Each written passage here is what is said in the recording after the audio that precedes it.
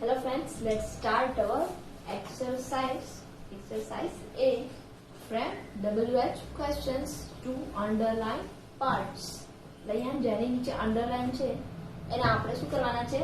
WH question બનાવવાના છે. First write your day, date, name and roll number. First sentence is books are in the bag.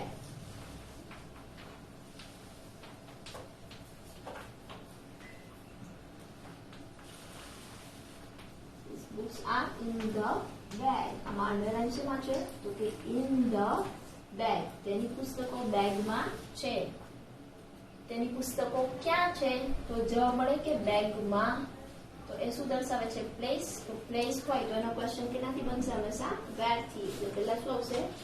where. આમાં model auxiliary સહાયકાર ક્રિયાપદ કેવું છે? are. તો પહેલા એ આવશે. પછી જે નામ આપ્યું હોય એ કયું છે? his books. જેમાં અંડરલાઈન છે એનો ક્વેશ્ચન બનાવ્યો એટલે એ વર્ડ્સ આવશે નહીં. where are his books? and લાસ્ટમાં ક્વેશ્ચન માર્ક. સેકન્ડ છે he left early.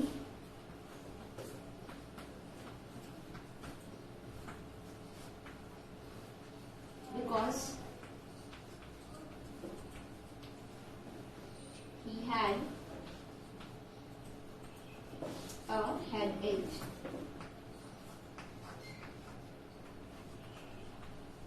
Underline sama છે because he had a headache. તે વહેલો ગયો કારણ કે તેને માથું દુખતું હતું. તે કેમ વહેલો ગયો?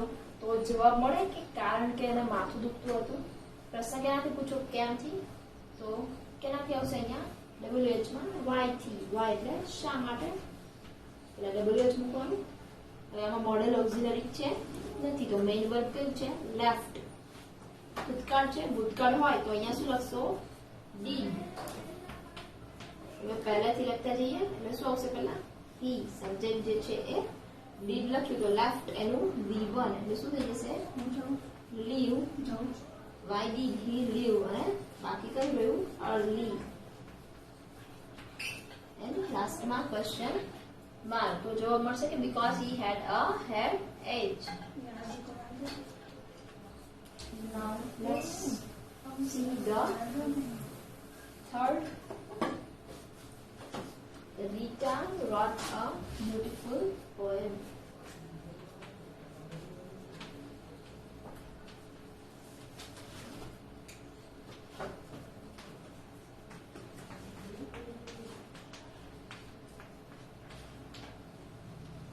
Underline શેમાં છે? તો કે a beautiful poem. રીટાએ સુંદર કવિતા લખી. રીટાએ શું લખ્યું? તો કે સુંદર કવિતા.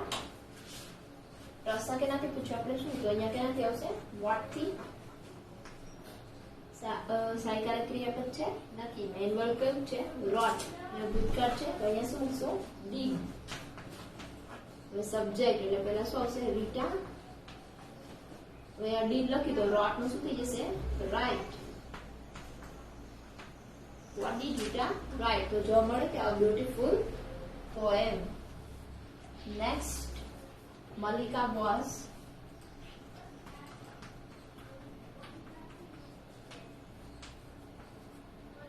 a princess in the drama. નાટકમાં મલ્લિકા છે એ રાજકુમારી પ્રિન્સેસ હતી. મલ્લિકા નીચે અંડરલાઈન છે. મલ્લિકા એટલે વ્યક્તિ થઈ. જો કોઈ વ્યક્તિ નીચે એના નામ નીચે અંડરલાઈન હોય તો એનો પ્રશ્ન હંમેશા કેનાથી બને? વુ થી. અને વુ વાળા તો સાવ સહેલા છે. જે નામ છે એની જગ્યાએ શું લખશું આપણે? ખાલી વુ. અને પાછળનું સેન્ટેન્સ છે એઝ ઇટ ઇઝ આવશે. પછી આપણે વર્બ લખીએ છીએ એટલે વર્બ. સબ્જેક્ટ પણ એનો જ ક્વેશ્ચન છે એટલે એ આવશે નહીં. એના પછી એટલે શું આવશે? અ princess in the drama. લાસ્ટમાં question mark. Now next,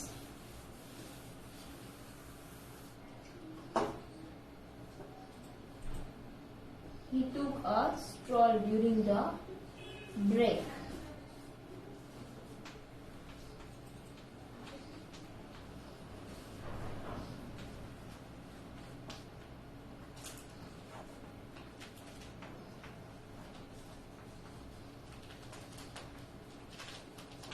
underline શેમાં છે કે ડ્યુરિંગ ધ બ્રેક જેણે ઘૂમ્યું ક્યારે તો કે રિસેસ દરમિયાન. ડ્યુરિંગ ધ બ્રેક એટલે રિસેસ દરમિયાન એ શું બતાવે છે? સમય બતાવે છે. એટલે જો સમય હોય તો એનો ક્વેશ્ચન હંમેશા કેનાથી બને? વેન થી. તો આપણે પહેલા શું લખીશું? વેન. હવે આમાં સહાયકારક ક્રિયાપદ નથી તો મેઇન વર્બ કયું છે? ટુક. તો ટુક એનું ટુક છે ભૂતકાળ તો અહીંયા શું લખશો? ડીડ. સબ્જેક્ટ એટલે હી. ડીડ લખ્યું તો ટુક નું શું થઈ જશે? Tech. When did he take a stroll? તો જવાબ મળે કે during the break. Now next, it is a knife.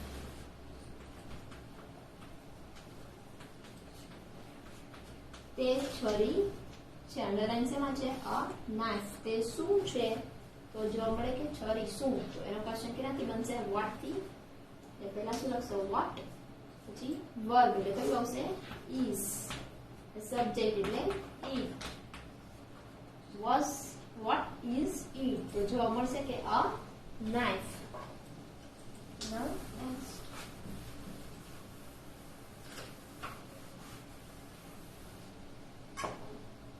The boys are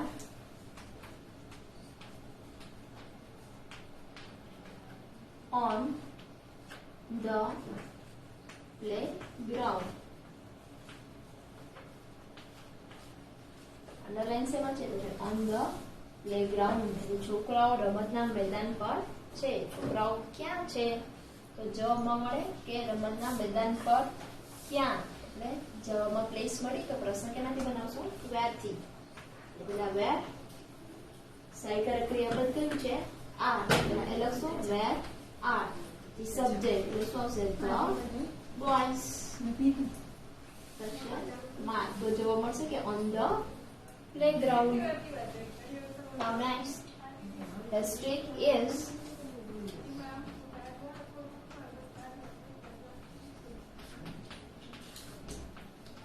in the corner. Underline શેમાં છે? તો કે in the corner. તેની લાકડી છે ખૂણામાં છે. ક્યાં છે? તો જવાબ મળે કે ખૂણામાં. ક્યાં? એના માટે પ્રશ્ન શેનાથી આવશે?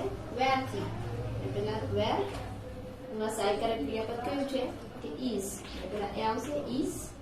સબ્જેક્ટ એટલે શું આવશે? his street. Where is his street? Answer શું મળશે? કે in the corner. Now let's see another. Hardik wants to become a businessman.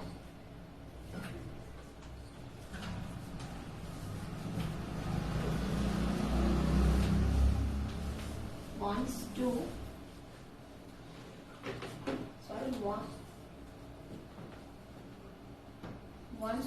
become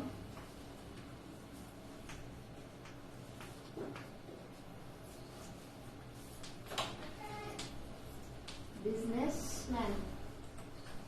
underline શેમાં છે? અ બિઝનેસમેન. હાર્દિક બિઝનેસમેન બનવા ઈચ્છે છે. શું બનવા ઈચ્છે છે? તો જવાબ મળે કે અ બિઝનેસમેન. તો ક્વેશ્ચન કેનાથી આવશે? વોટ થી. વોટ. આમાં સહાયકારક ક્રિયાપદ છે નહીં તો મેઇન વર્બ કયું છે? વોન્ટ્સ. ક્રિયાપદની પાછળ શું છે? એસ. એટલે અહીંયા સહાયકારક ક્રિયાપદ કેવું લખશો? Does. What does Hardik. Does લખ્યું એટલે વોન્ટ્સ એનું શું થઈ જશે? અહીંયા વોન્ટ ટુ બીકમ. તો આન્સર શું મળશે? કે અ businessman. Next, I am a scientist.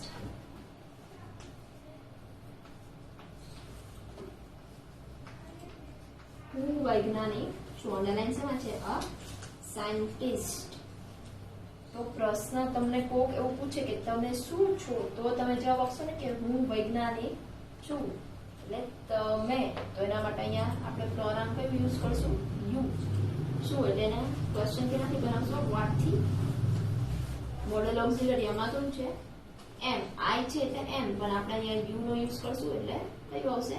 R. What are you? તો જવાબ મળશે કે આઈ એમ અ scientist. Now see exercise B.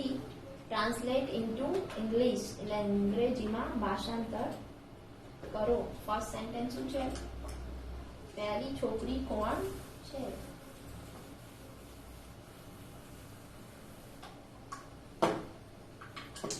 કે પહેલી એના માટે શું આવશે? that છે એટલે એના માટે is. અને કોણ તો પ્રશ્ન કેનાથી આવે? who થી. તો who is that girl? Second છે તેણી મારી બહેન છે. તેણી એના માટે શું આવે? સરળા સી છે એટલે એના માટે is. મારી બહેન તો એના માટે શું આવશે? my sister. સેકન્ડ પક્ષીઓ ક્યાં છે? હવે ક્યાં તો જવાબમાં પ્લેસ મળે એટલે ક્યાં માટે શું મૂકશો? પહેલા where છે આપ્યું છે એટલે શું આવશે? આ. અને પક્ષીઓ બહુવચન છે તો શું આવશે? birds. where are birds? Next તેઓ ઝાડ ઉપર છે. તેઓ પ્લુરલ છે તો શું આવશે? they. અને એની સાથે વર્બ કયું આવશે? આ. ઝાડ ઉપર એટલે એના માટે શું આવશે? on the tree. થર્ડ તારી પાસે કેટલી પેન છે? કેટલી સંખ્યા પૂછી છે તો સંખ્યા હોય તો એનો પ્રશ્ન કેનાથી આવે? હંમેશા હાઉ મેની થી. તો હાઉ મેની અને જેની સંખ્યા પૂછી હોય એ નામ પહેલા આવે. પેન ની પૂછી છે તો હાઉ મેની, પછી શું આવશે? પેન. ને માલિકી પૂછી છે એટલે શું આવશે? Have you. તો મારી પાસે 6 પેન છે. તો મારી એટલે એના માટે આઈ.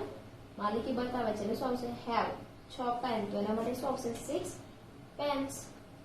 ફોર્થ આશા પાસે કઈ ચોપડી છે? કઈ તો એના માટે શું આવશે? which. અને ચોપડી તો book. has આશા. તેણી પાસે વાર્તાની ચોપડી છે. તેણી સર્વનામ છે તો એના માટે શું આવશે? સી. માલિકી બતાવે છે તો એના માટે શું આવશે? has. વાર્તાની ચોપડી તો એના માટે શું આવશે? a story book. તમે કેમ રડો છો?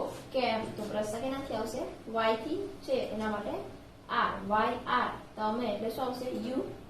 ક્રાઇંગ. તમે કેમ રડો છો તો શું આવશે? Why are you crying? So I hope you all understand this exercise.